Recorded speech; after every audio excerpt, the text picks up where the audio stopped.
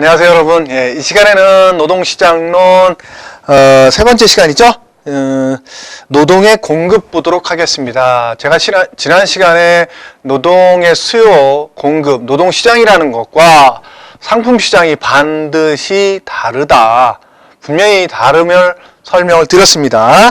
그래서 지난 시간에는 노동 수요까지를 봤었죠. 이 시간에 이제 노동 공급을 보도록 하겠습니다. 노동 공급이라는 거는 누가 누구한테도 구직자 혹은 근로자가 누구한테 공급하는 거예요? 기업에 공급하는 거죠. 그래서 근로자 입장에서 봐야 된다. 쉽게 얘기해서 자, 우리 교재에 나와 있는 것처럼 노동공급은 일정 기간에 노동자가 팔기를 원하는 노동의 양이다. 일정 기간 노동자가 팔기를 원하는 노동의 양이다. 자, 일정 기간이라는 용어 나왔으니까 뭐죠? 유량의 개념인 거죠. 자, 그래서 그 다음에 노동과 여가의 선택 문제. 노동이라는 것과 여가라는 것. 하루에 24시간의 시간이 있다면 노동을 하는 게 예를 들어서 8시간이다. 그러면 여가는 16시간이 되는 겁니다. 여가라는 건 노동을 하루 중에서 노동을 하지 않고 다른 데 시간을 보내는 거, 쉬거나 뭐 놀거나 뭘 하든 간에 본인의 어떤 노동 이외의 시간을 갖는 거를 여가라고 표현한다고 저는. 그렇다면 하루 24시간 중에서 노동을 늘리면 여가라는 건 줄어들게 되어 있죠. 당연한 거 아니겠습니까? 예를 들어 노동을 8시간에서 10시간 했다. 그러면 2시간 늘어난 거죠. 그러면 여가라는 거는 얼마로 줄어들겠어요? 14시간으로 줄어들겠죠. 2시간이 줄어들겠죠. 그래서 노동과 여가라는 건 대체관계에 있다. 그래서 노동을 높이면 여가가 줄어들고 여가를 높이면 노동이 줄어드는 관계에 있는 거죠. 예. 그 다음에 노동 공급의 결정 요인.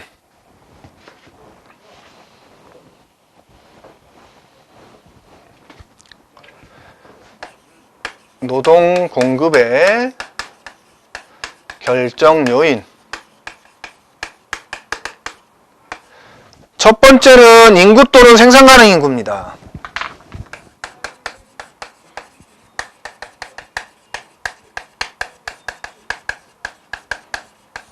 예, 당연한 거겠죠. 인구가 우리에 비해서 훨씬 많은 중국이 우리보다는 노동 공급이 훨씬 큰 거죠. 네, 그죠? 당연한 겁니다. 그래서 인구 또는 생산 가능 인구인데 인구 트리를 제가 그려드린 적이 있었죠. 인구는 노동 가능 인구와 비노동 인구로 나눠지고 또 노동 가능 인구는 경제활동 인구와 비경제활동 인구로 나눠진다. 인구 자체도 많아야 되겠지만 인구 중에서 비노동 인구가 많으면 하등의 소용이 없는 거죠. 노동 가능 인구가 많아야 노동 공급이 훨씬 더 원활해지고 커지는 거죠. 당연한 얘기입니다. 그죠? 그래서 인구 또는 생산 가능 인구의 규모예요. 그 다음에 두 번째는 경제활동 참가율입니다. 당연한 거예요.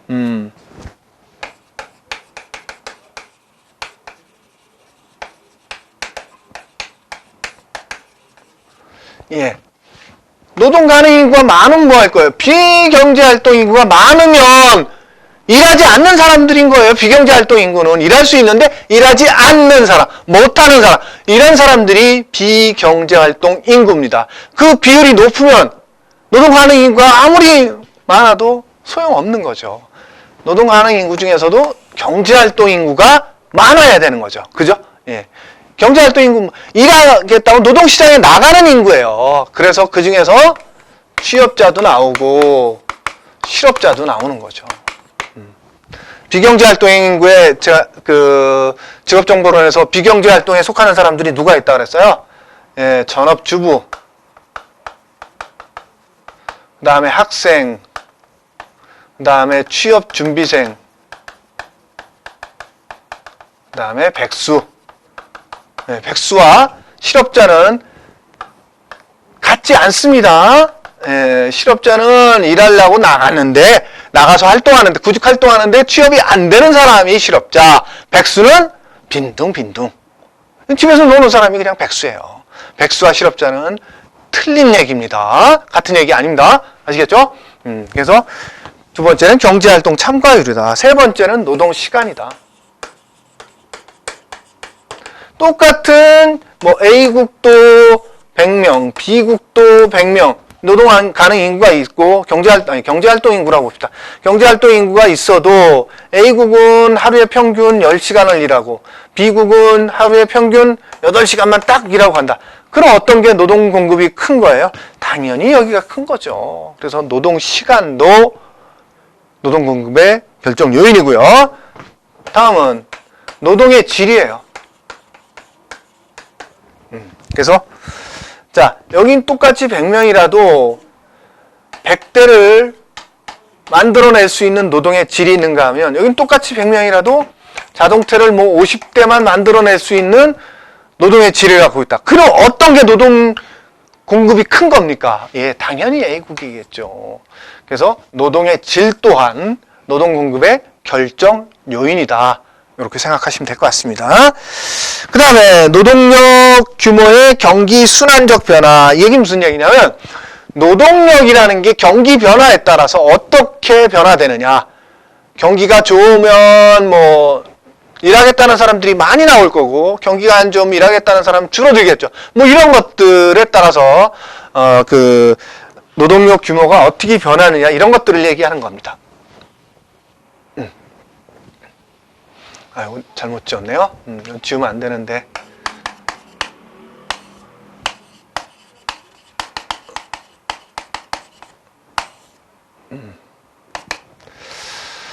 인구 트리는 계속 띄워놓도록 하겠습니다.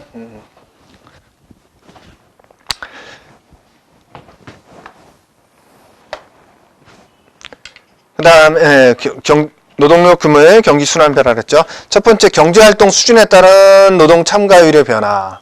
그래서 노동자를 주노동자와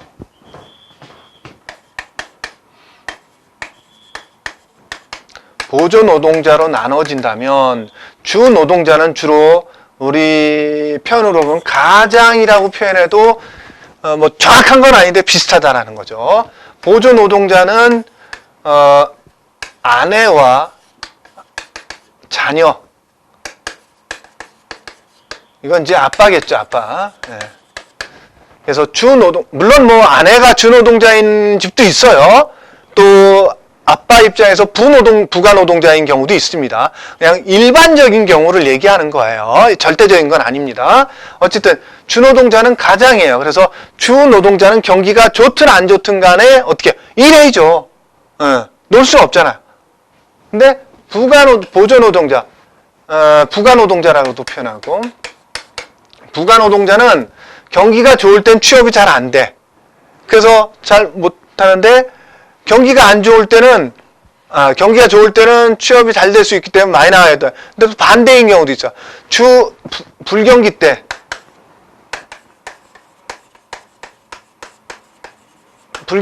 주 노동자가 해고되거나 실직당하면 어떻게 돼? 부가노동자 혹은 보조노동자가 집에서 놀다가 아빠가 실직했으니까 우리라도 벌어야지 해서 또 경제활동에 참여할 수도 있다라는 거죠. 어쨌든 주노동자는 외부 변화에 상관없이 계속 일해야 되는 입장에 있는 사람들이 주노동자. 부가노동자는 경제 상황에 따라서 일에 노동시장에 참여할 수도 있고 그렇지 않을 수도 있다라는 거예요. 그럴 때 이제 부가노동자 효과와 실망노동자 효과라는 게 나온다.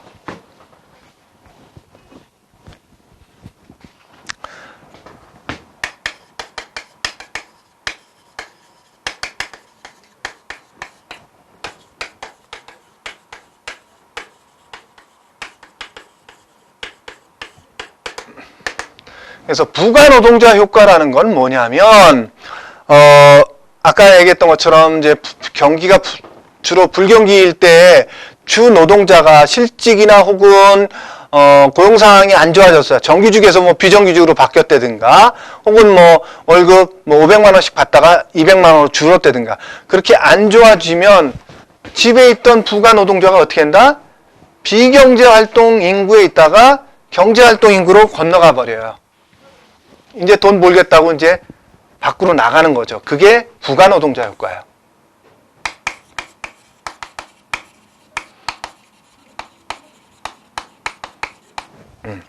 여기 있던 사람들이 요리 건너가는 거를 부가 노동자 효과라고 표현을 해요.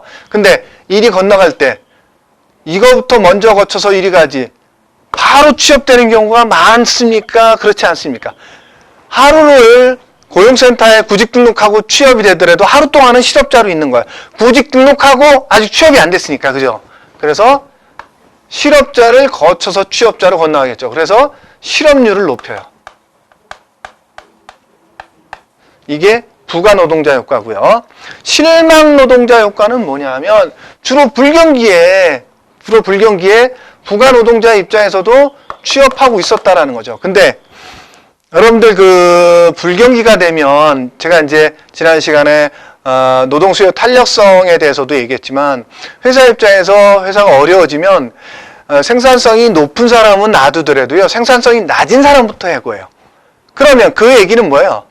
주 노동자가 있고 부가 노동자가 있다면 어떤 사람들이 생산성이 높겠어요? 주 노동자가 생산성이 높겠죠. 그렇기 때문에 부가 노동자가 생산성이 낮기 때문에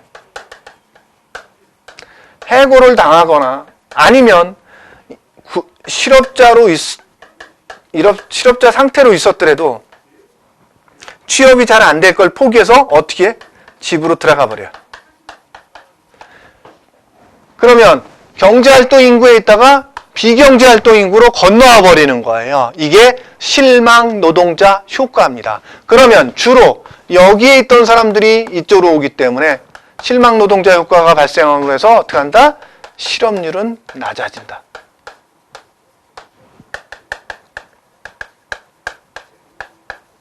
예. 이해되십니까? 제가 설명드린 거 이해는 되시나요?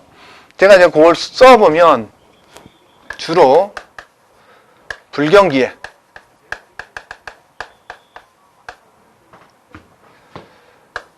주 노동자는 고용 상황이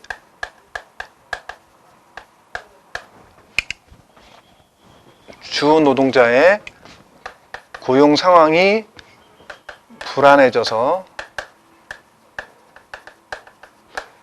임금이 삭감되면 이를 보충하기 위해서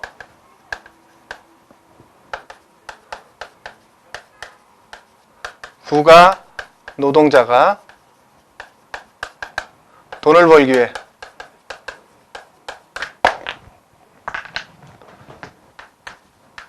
노동시장에 뛰어드는 거죠. 뛰어드는 현상. 그로 인해서 실업률이 증가한다. 이게 부가 노동자 효과고요. 그 다음에 실망 노동자 효과는 이것도 주로 불경기에 주 노동자는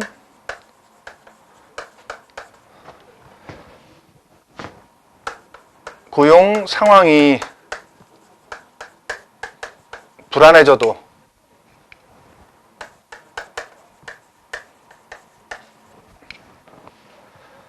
노동시장을 떠나지 않고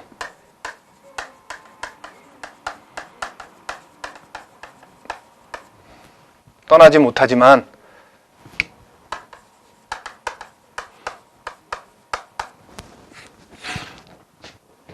부가 노동자는 고용 상황이 나빠지거나 실직을 당하면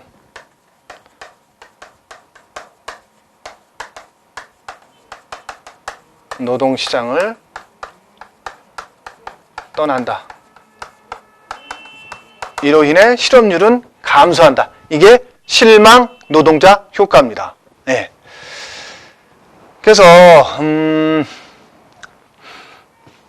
요걸 다시 한번 정리하면 부가노동자 효과는 경제활동 인구는 늘어나게 돼요. 그러면서 실업률도 증가시키는 거고요. 실망 노동자 효과는 경제활동 인구도 떨어뜨려요. 인구도 줄어드는 거죠. 그러면서 실업률도 감소시킨다. 근데 이 상황이 불경기 때 어느 하나만 나타나는 게 아니라 두 가지가 다 나타날 수도 있다는 거죠. 어느 집안에서는 가장이 임금이 줄어들었기 때문에 아내든 아이든 어떤 식으로든 나가서 내가 돈을 적게 주더라도 돈을 벌어야 된다고 나가서 그 경제활동에 참여하는 가정이 있는가 하면, 부가노동자 효과가 나타나는 가정이 있는가 하면, 어떤 가정은 이거 이렇게 볼 것 같으면 차라리 집에서 노는 게 낫지, 내가 최저임금 벌어가지고 무슨 하겠다고 내가 나와서 일을 해 하고 차라리 포기하고 집에 들어가는 사람도 생긴다라는 거죠.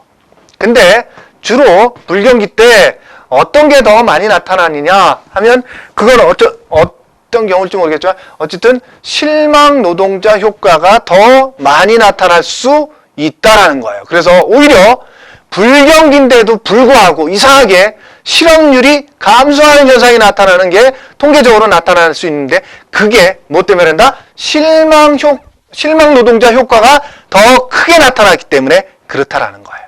아시겠어요? 예. 자, 그래서 193페이지까지 설명이 된 겁니다. 실업률 통계와 실망 노동자 효과는 그거예요. 그래서 실망 노동자 효과가 부가 노동자 효과보다 크다는 것은 주로 주 노동자가 직업을 잃었을 때 보조 노동자가 노동력에 참가하지 않는다는 것을 의미하는 것이 아니라, 참가하는 노동자보다는 노동력으로부터 떠나는 노동자가 더욱 많기 때문에 보조 노동자의 노동 참가율은 실업률에 반비례한다고 볼 수 있다. 부가 노동자 효과가 늘어나봤자 실업률을 오히려 낮출 수 있는 게 이게 더 크게 나타나기 때문에 그렇다라는 거예요. 이해되십니까? 예. 그 다음에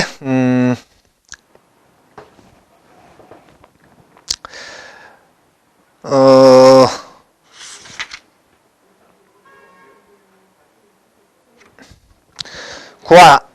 안에 있던 박스 한 번만 다시 설명하고 갈게요.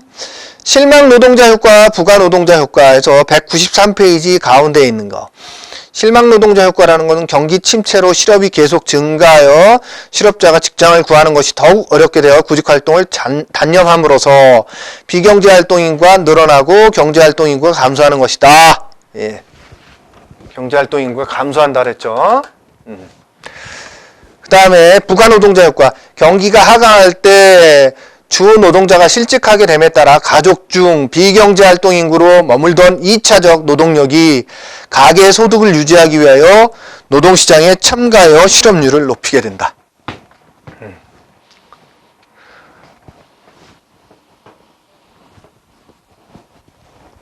그러니까 다시 한번 설명드리면, 부가노동자 효과는 주 노동자가 예를 들어서 한 달에 500을 받던 사람이 혹시 300으로 떨어질 수도 있고, 혹은 그냥 정규직이던 사람이 비정규직으로 하락할 수도 있어요. 우리 IMF 때 그런 경우 많았었죠.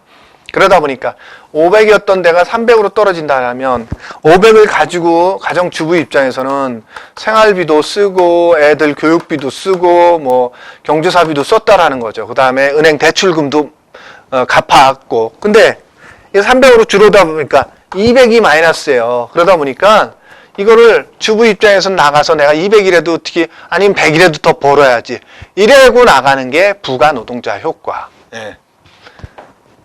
그 다음에 실망 노동자 효과는 똑같이 불경기인데, 주 노동자 입장에서는 500이 300이 되더라도 남아있고, 정규직이 돼도 비정규직으로 남아있는데, 주로 이제 주 노동자가 아닌 부가 노동자 입장에서는 주로 좋은 일자리가 아니었겠죠. 안 좋은 일자리였겠죠. 평상시에도. 부가 노동자 입장에서는 그럴 거 아닙니까? 그죠? 그러면 이 사람들이 안 좋은 일자리를 가지고 있었는데 경기가 안 좋음으로 해서 오히려 임금이 하락하거나 혹은 해고가 되는 경우죠. 그러면 취업자나 실업자에 있었는데 여기서 아예 포기해버리고 실망하고 어디로 간다? 집으로 들어가 버려. 경제활동 인구에서 비경제활동 인구로 편입되는 거죠. 그래서 어떻게 한다? 실업률도 감소시키는 거죠. 임금이 하락하면 이제 취업자에다가 실업자로 올 수도 있고 또 아예 해고되면 실업자 상태로 올 수도 있겠죠. 임금이 하락했으니까 좀 더 많이 주는 대로 전에 받던 그 임금 찾아서 이제 이직하는 경우 그럼 이제 실업자가 되는 거죠. 근데 이 사람들이 아예 집으로 돌아가 버리면 어떻게 되는 거야? 실업자 수를 아예 실업률을 낮추는 거죠. 이해되십니까? 예. 자, 그래서 이 시간에는 여기까지 봤고요. 조금만 더 볼게요. 그 다음에 경제활동 참가 결정 이론입니다. 경제활동 참가 결정 이론.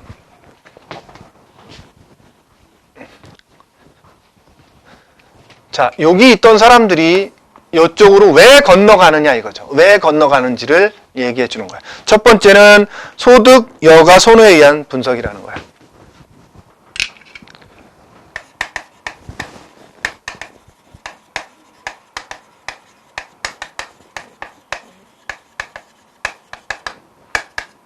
소득과 여가 선택. 자, 이제까지는 여가가 중요하다고 생각했던 사람이 소득이 더 중요하다고 생각하면 어떻게 해요? 놀다가 나가서 일해야죠. 당연한 거예요. 근데 반대로 소득이 중요하다고 생각했던 사람이 나 소득 중요하지 않아. 여가가 더 중요해. 그러면 어떻게 해요? 경제활동을 포기하거나 일하는 시간을 줄이겠죠. 그렇다는 얘기예요. 경제활동 참가의 결정이에요. 그래서 주로 이쪽으로 가거나 이쪽으로 오는 경우는 첫 번째는 소득이 중요하냐 여가가 중요하냐 그걸 선택하기 때문에 그렇다라는 거고요. 두 번째는 거기에 나와 있는 뭐 무차별 곡선이라든가 임금 곡선 이런 것까지는 보지 않으셨으면 좋겠어요. 굉장히 복잡해집니다. 두 번째는 비노동 소득 내지 타가구원 소득이에요.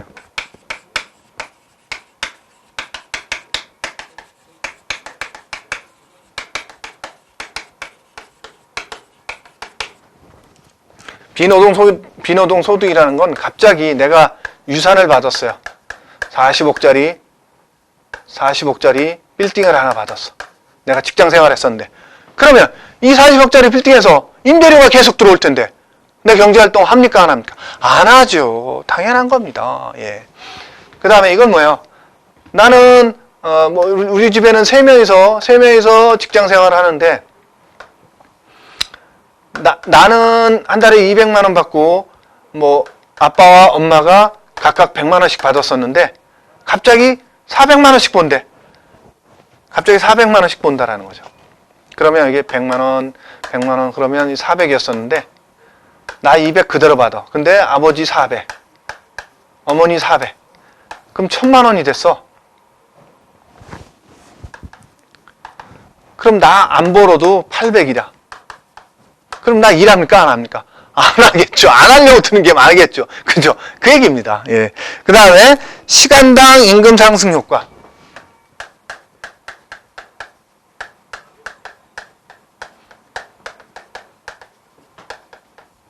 네. 시간당 임금이 많이 올라가면 더 열심히 일하려고 들겠죠. 그죠? 시간당 임금이 적은 사람은 1시간 일하든 2시간 일하든 큰 돈 차이가 아닌데 이렇잖아요. 예를 들어서 A라는 사람은 시급 5,000원이고 B라는 사람이 예를 들어서 5만 원이다. 그럼 여기서 이 사람은 2시간 해봐야 10,000원인데 이 사람은 2시간 하면 10만 원이에요. 굉장히 큰 차이가 발생하는 거죠. 그래서 시간당 임금이 크게 올라가면 일을 많이 하려고 들고요. 시간당 임금이 떨어지면 일을 하려고 하는 사람이 줄어든다라는 거예요. 그 다음에 가계 내 생산.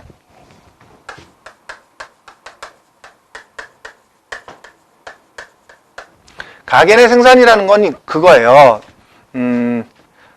밥, 빨래, 청소 이런 것들이 집에서 할 수 있는 생산이라는 거죠. 이게 중요하다고 생각하는 사람은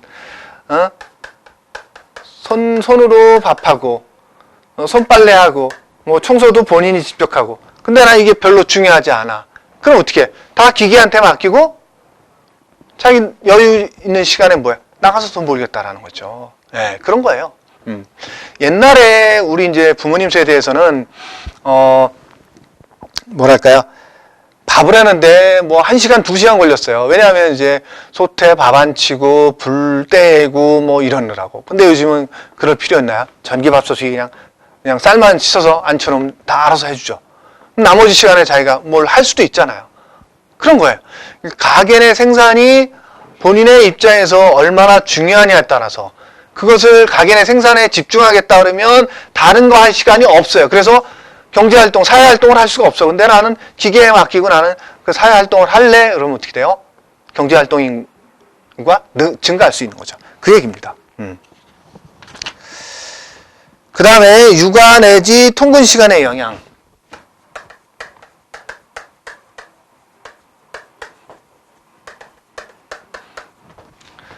내가 아이가 많을수록